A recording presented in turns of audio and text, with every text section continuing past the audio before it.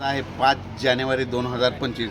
मी आहे संभाजीनगर रोडवर त्रिमूर्ती आप्पाच्या हॉटेलच्या तिथं नाश्ता करण्यासाठी थांबलो आहे आणि या ठिकाणून एक शेतकऱ्यासाठी अंदाज देणार आहे. म्हणजे काय झालं, राज्यातल्या शेतकऱ्याचे मला फोन आले, कारण की आज आभाळ आले तर पाऊस शकता. आभाळ आलं ना, शेतकऱ्याचं म्हणणं आहे की पाऊस येईल का. तर सर्व राज्यातल्या शेतकऱ्याला सांगू इच्छितो, राज्यामध्ये काही पाऊस येणार नाही, काही चिंता करायची गरज नाही.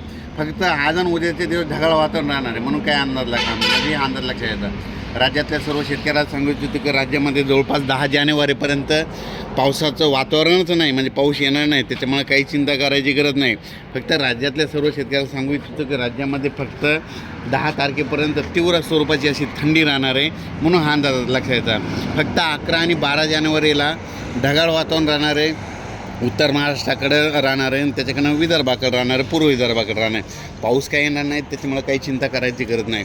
पण राज्यात मात्र जवळपास आता म्हणजे 20 जानेवारी 2025पर्यंत हवामान कोरडत राहणार आहे, थंडीची तीव्र लाट राहणार आहे, म्हणून हे अंदाज लक्षात. फक्त जानेवारीच्या शेवटच्या आठवड्यात एकदा पावसाचं वातावरण तयार होईल. पण राज्यामध्ये आता जे आज आहे 5 जानेवारी 2025, आज बऱ्याच जणांचे फोन आले शेतकऱ्याचे, पाऊस येईल का. तर शेतकऱ्याला सांगतो पाऊस काही येणार नाही, म्हणून काही चिंता करायची गरज नाही, म्हणून ह्या अंदाज सर्व शेतकऱ्यांना लक्षात येतात.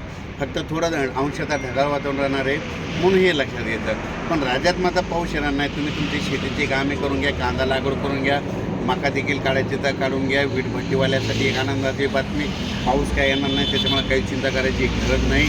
आणि राज्यातल्या सर्व शेतकऱ्याला सांगितलं होतं की तुम्ही आता हे आभाळ असल्यामुळे त्याच्यामध्ये धुळीचं प्रमाण असतं, धुकं असतं, म्हणून एक चांगल्या बुरशीनाशकाची चांगल्या कीटकनाशकाची फवारणी करून घ्या.